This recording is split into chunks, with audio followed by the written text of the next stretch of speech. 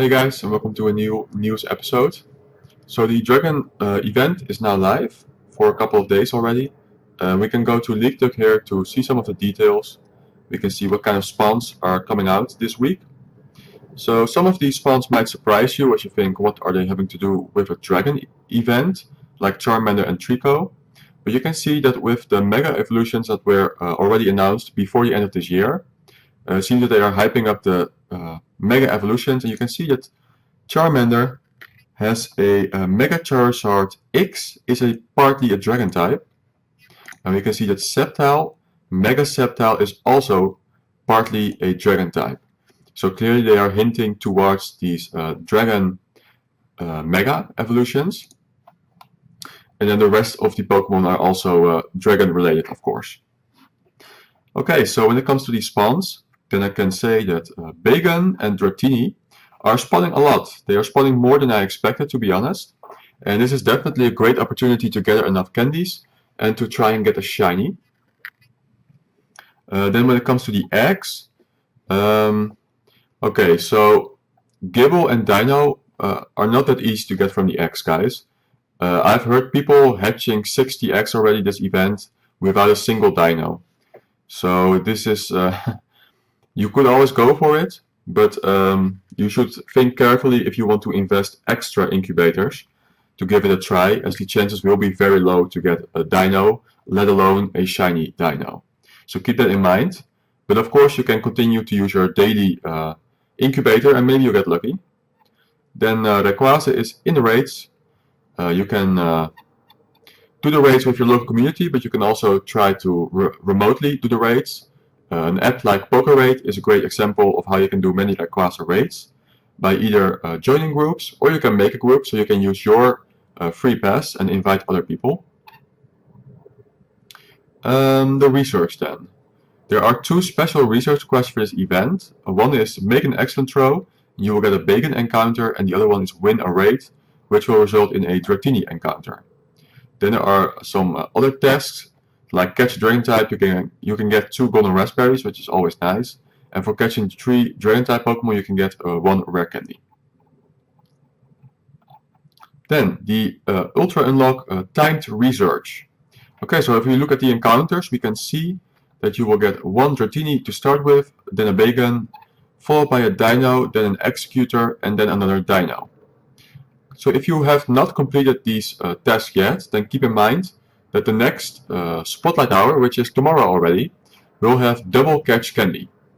So you could decide to catch your dinos during that hour for extra candies, which will result in a total of 24 hours if you can manage to catch both dinos during that hour. And of course, the Spotlight Hour the next week after that is going to be double transfer candies. So if you transfer those dinos then, will result in 28 candies. And of course you could trade them with someone in between as well for even more candies. So even though it's only 2 encounters, there's still a bunch of candies you can gather if you are smart about it. And of course it's 2 chances at a shiny, is also very nice. Then we're going to go to PvP Poke. He's saying that for the Great League, you are looking for Altaria and Zweilous. So Zweilous is the evolution from the Dino. And for the Ultra League, you are looking at the Dragonite. For the Master League, Dragonite and Garchomp. And then for some of the teamed cups, Kingdra, Dragonair, Dragonite, Shelgon, and Flygon have play. And then for when Megas come out, Altaria, Garchomp, Charizard, Sceptile, Salamence, and Rayquaza all have Mega Evolutions. We don't know how that's going to affect the game, but you can be certain that it will affect the game in some way, because Mega Evolutions is just, it's a big deal. We don't know how they're going to implement it, but it's going to change the meta for sure. So these are the Pokemon that you could look out for to use in PvP. We're going to go to Pokeminers. They are saying some things about their Discord. This is about their Discord, where you can do remote raids with other people. So yeah, you can check that out if you want. Pokeminers Discord channel. They have a tiny update here, but it's mostly regarded to the Magikarp Community Day. As you can see, there are some quests and the Making a Splash story text. That is the $1 ticket for which you can get a Magikarp encounter, probably a Gyarados encounter, and a few items. The few items always makes it worth it to pay the $1. Then there are some advanced settings, a new rocket quest, and Misk. So not too interesting there. Okay, then we're gonna go to the shiny rates from GoFest 2020.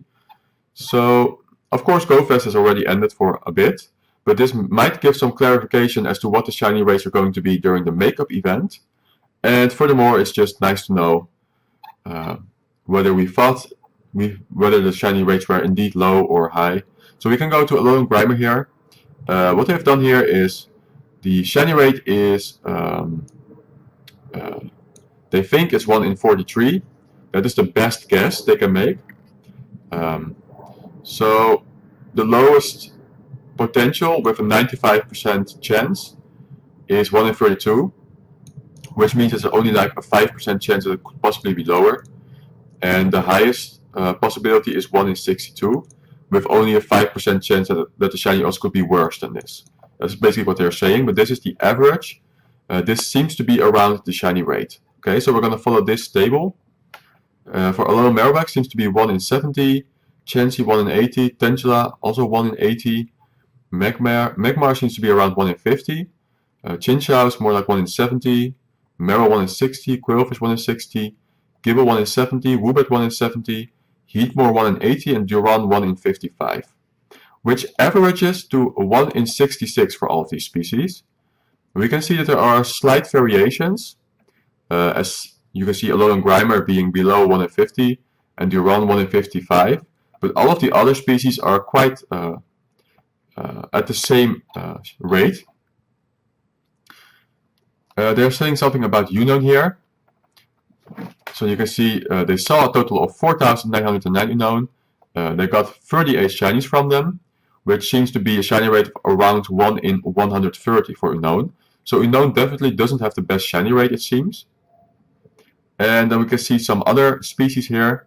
We have Poliwag at around 1 in 100, and the same goes for Sudowoodo and Snover, all 1 in 90. So that might give some clarification to you about what the shiny rates are during GoFest. I still think they are pretty good. I was hoping that they were just going to be 1 in 50 for every species, but clearly that's not the case. They're going to 1 in 70, 1 in 80 seems to be the case for most of the species. It's still decent odds, and in the 3 hours there's definitely a good chance the makeup event that you can get a shiny. Of course, we have no guarantee that they will go for these same shiny rates during the makeup event, but it is likely. One last thing that I want to go through today is the new tasks that were added for August. So we know the event tasks already, we went through those. They will go away once the event ends. Then we're going to say defeat 2 Team Go Rocket Grunts is Hitmonlee. Win 5 raids is still this one. And win a raid is now Monferno. Aerodactyl, that was the name. So some of these tasks are the same.